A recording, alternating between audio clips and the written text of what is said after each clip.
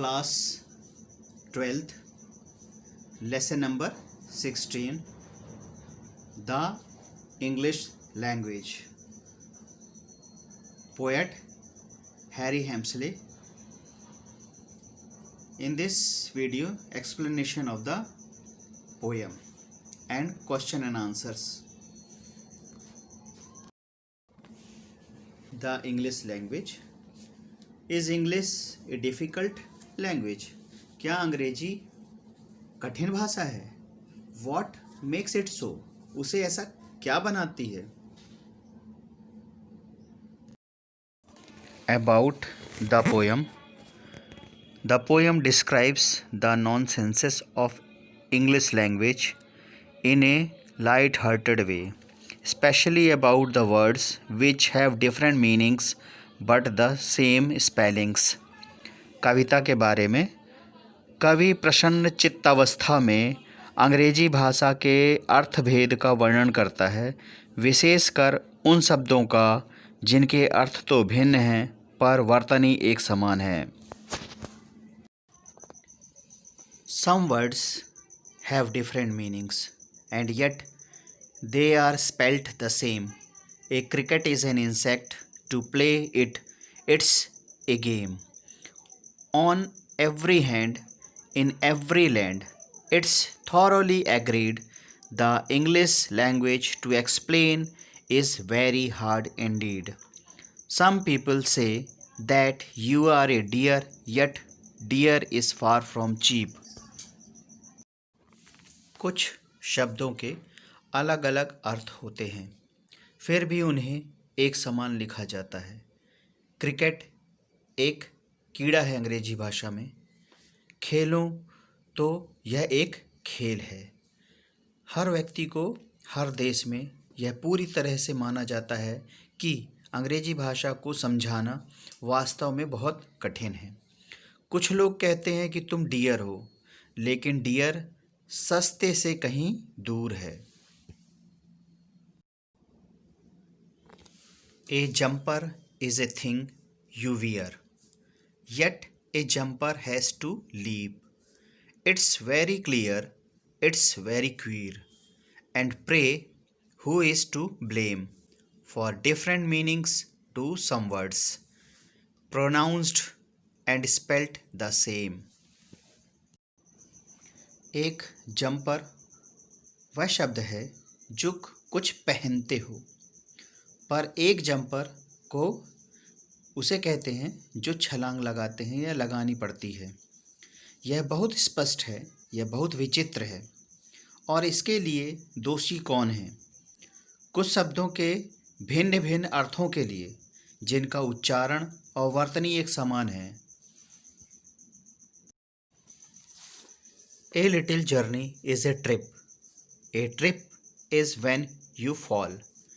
It doesn't mean you have to dance wherever you hold a ball. Now here's a thing and that puzzles me. Musicians of good taste will very often form a band. I have one around my waist. एक छोटी यात्रा जब हम करते हैं तो उसे trip कहते हैं. ए ट्रिप है जब तुम गिरते हो, कहीं आप गिर जाते हो या रुक जाते हो तो भी ट्रिप है. इसका अर्थ यह नहीं है कि तुम्हें नाचना होगा जब भी तुम एक बॉल को पकड़ो. एक चीज़ है जो मुझे उलझन में डालती है. सुरुचि वाले संगीतज्ञ अक्सर बैंड बजाते हैं. मेरी कमर के चारों ओर भी जो लपेटा है तो एक बैंड है. You spin a top, go for a spin, or spin a yarn maybe. Yet every spin's a different spin, as you can plainly see. Now here's a most peculiar thing. 'Twas told me as a joke. A dumb man wouldn't speak a word, yet seized a wheel and spoke. तुम लट्टू spin करते हो, spin के लिए जाते हो, या कदाचित सूत स्पिन करते हो, फिर भी हर स्पिन एक अलग स्पिन है, जैसा कि तुम स्पष्ट देख सकते हो। अब यह एक विचित्र चीज़ है। यह मुझे मजाक के रूप में बताई गई थी। एक डम्ब व्यक्ति बोल नहीं सकता, एक शब्द फिर भी पकड़ कर रखता है पहिए और स्पोक को। A door may often be ajar, but give the door a slam, and then your nerves receive a jar, and then there's jars of jam. You have heard, of course, of traffic jams, and jams you give your thumbs, and adders too. One is a snake, the other adds up sums. एक दरवाज़ा हो सकता है अचार, पर दरवाजे को ज़ोर से बंद करो और तब तुम्हारी नसों को लगता है कि एक जार, और फिर जैम के जार भी तो है। तुमने अवश्य ही सुना होगा ट्रैफिक जैम के बारे में, और जैम तुम देते हो अपने अंगूठों को यहाँ से निकाल करके। और एडजर्ज भी एक सांप है, दूसरा जोड़ता है सवालों को। ए policeman is a copper. It's a nickname impolite. Yet a copper in the kitchen is an article you light on every hand in every land. It's thoroughly agreed. The English language to explain is very hard indeed. एक police वाला copper है, उसे copper कहते हैं। यह एक व्यंग नाम है। फिर कॉपर रसोई घर में है, एक वस्तु है जिसे तुम गर्म करते हो, जो सामान हम उसमें रख करके उसमें गर्म करते हैं। हर व्यक्ति को हर देश में यह पूरी तरह से माना जाता है। अंग्रेजी भाषा को समझाना वास्तव में बहुत कठिन है। Questions and answers of the lesson और poem explained in Hindi. Question number 1. What are the two meanings of the word cricket? Cricket शब्द के दो अर्थ क्या हैं? Answer: The first meaning is a small insect and the other is the name of a game. पहला अर्थ है झींगुर, एक कीड़ा, और दूसरा है एक खेल का नाम जिसे हम क्रिकेट के नाम से जानते हैं। Question number 2. What is meant by dear is far from cheap? यह line dear is far from cheap का क्या अर्थ है? Answer: far from cheap means not cheap, expensive, so dear is far from cheap means expensive. Far from cheap का अर्थ है सस्ता नहीं, यानी महंगा, अर्थात dear is far from cheap का अर्थ है बहुत ही महंगा। Question number 3. What other meaning does the word ball have? Ball शब्द का दूसरा अर्थ क्या है? The other meaning is a western classical dance, जिसे बॉल डांस भी कहते हैं। दूसरा अर्थ है पाश्चात्य शास्त्रीय नृत्य।